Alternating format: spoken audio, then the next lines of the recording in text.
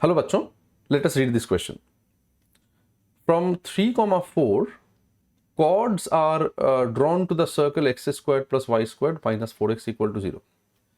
The locus of the midpoints of the chords is given by which of these following four options? तो इस problem को solve करने के लिए जो की कॉन्सेप्ट हमें चाहिए that will be the following. मान लो आपके पास कोई भी एक सर्कल है और सर्कल का इक्वेशन है s इक्वल्स 0. मान लो सर्कल के अंदर कोई एक पॉइंट है और हमें बताया गया है वो जो पॉइंट है वो किसी कॉर्ड का मिड पॉइंट है. This is something that is known to us. तो ये पॉइंट हो गया x1, y1 और हमें पता है कि x1, y1 किसी एक कॉर्ड का मिड पॉइंट है.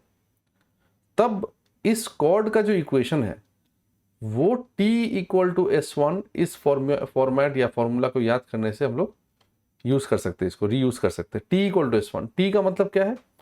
t का मतलब है जो एक्स स्क्वायर्ड है सर्कल की इक्वेशन में उसके जगह पे हम लोग x टाइम्स x1 लिख सकते हैं, जहां पे x1 ये वाला पॉइंट है, abscissa of the point, the mid point. जो y स्क्वायर्ड है उसके जगह पे हम लोग y1 लिख सकते हैं in the equation of circle, और जो 2x है उसके जगह पे हम लोग x प्लस x1 रिप्लेस कर सकते हैं. तो दैट विल बी, ये करने से जो फॉर्म मिलेगा उसे हम लोग t बोलेंगे. और s1 का मतलब जो s का एक्सप्रेशन है, मतलब जो सर्कल का इक्वेशन का एक्सप्रेशन है, उसमें x और y के जगह पे हर जगह पे आप x1 और y1 बैठा दो.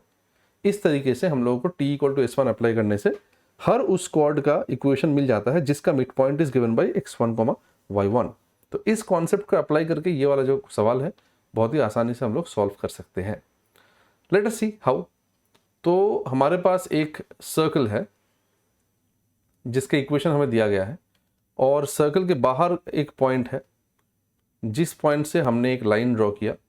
बेसिकली वन नहीं, as you can understand circle के बाहर जो पॉइंट है 3, 4, इस पॉइंट से आप इनफाइनाइट कॉर्ड्स ड्रॉ कर सकते हैं सर्कल के अंदर जो सर्कल के थ्रू पास करेगी.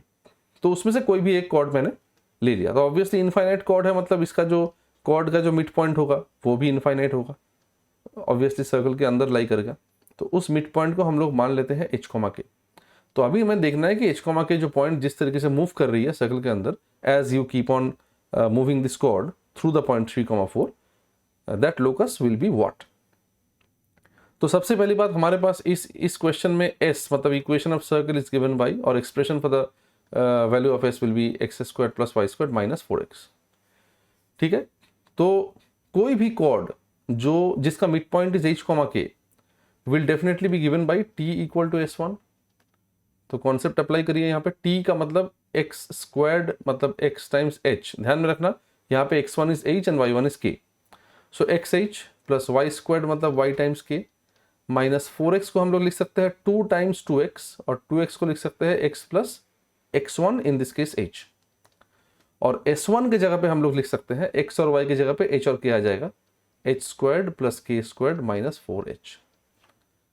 इवेंचुअली यहाँ पे क्या करेंगे हम लोग, ध्यान से देखो कि ये जो इक्वेशन ऑफ द कॉर्ड है, this equation must be satisfied by 3, 4, क्योंकि according to the problem 3, 4 is a point that lies on this cord.